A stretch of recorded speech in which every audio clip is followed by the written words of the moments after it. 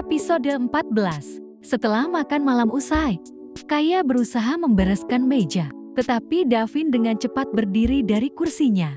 "Biar saya bantu, Tante." Kaya hendak menolak, tetapi Davin sudah lebih dulu mengumpulkan piring-piring dan membawanya ke dapur dengan hati-hati. Kiana yang sedang berada di dapur diam-diam tersenyum. Jarang ada tamu yang mau turun tangan, apalagi seorang tuan muda seperti Davin. "Sudahlah tuan muda, jangan lakukan itu.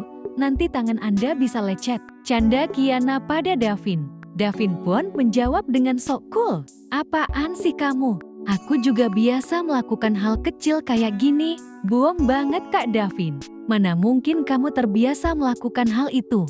Bukannya kamu cuma tiduran dengan sekali bersiul semua. Pelayanmu akan datang dengan segera," ucap Kiana dengan alis terangkat. Davin tertawa mendengar ucapan Kiana. Kiana, kamu terlalu drama. Tapi aku suka."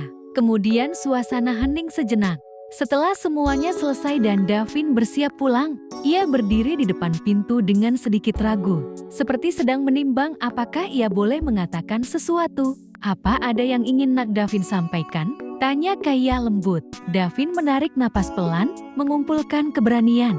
"Begini Tante, 2 hari lagi sekolah kami mengadakan festival seni. Para siswa akan menampilkan berbagai bakat seni mereka." Ia menatap Kiana sesaat. Mata itu berbinar, jelas menyimpan kekaguman yang ia sembunyikan. "Saya lihat di daftar performa, Kiana akan membacakan puisi karangannya sendiri." Kiana terkejut. "Kak Davin kok sudah tahu? Lihat dari mana?" "Panitia tempel daftar peserta dan tampilannya di ruang OSIS," jawab Davin sambil tersenyum. Kemudian ia kembali menghadap Kaya, sedikit gugup, tapi tidak mundur. "Tante, bolehkah 2 hari lagi Kiana berangkat bersama saya ke festival itu? Saya akan pastikan dia sampai dengan aman. Acara dimulai sore.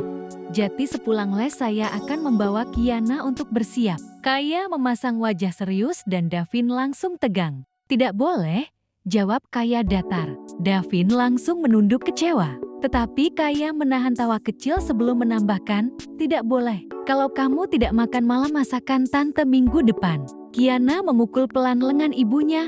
"Ibu." Kaya tertawa geli. "Iya tentu boleh, Nak Davin. Tante percaya kamu anak yang baik." Mendengar itu, senyum Davin berubah lembut, tulus, dan penuh rasa syukur. "Terima kasih, Tante." "Terima kasih banyak." Matanya berbinar seperti seseorang yang baru saja diberi sebuah kehormatan besar. Dan ketika ia melangkah pergi, Kiana sempat melihatnya menatap langit malam sambil tersenyum.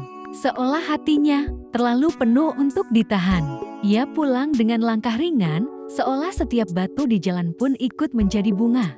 Malam itu, setelah rumah tenang, Kiana berbaring memeluk lengan Kaya. Lampu tidur temaram menyorot bayangan lembut di dinding. Setiap akhir pekan mereka selalu tidur lebih akhir, karena besoknya libur jati. Mereka terbiasa saling bercerita, apapun sebelum mereka benar-benar terlelap. Kaya mengusap rambut putrinya, lalu bertanya tanpa menatap langsung. "Ki, boleh ibu tanya sesuatu?" Kiana mengangguk setengah mengantuk. "Apa? Hubungan kamu dengan Davin?" Kiana membuka mata. Sedikit tak nyangka. "Hubungan apa, Bu? Dia kan cuma seniorku di sekolah, dan kebetulan kami berteman dekat. Karena Kak Davin sering menolongku, kita jadi teman dekat seperti sekarang." Kaya menatap anaknya. "Tapi kenapa dia begitu perhatian? Membawakan kue, datang ke rumah, meminta izin ke mama. Itu lebih dari sekadar teman biasa, kan?" Kiana menggigit bibir. "Kak Davin itu memang baik.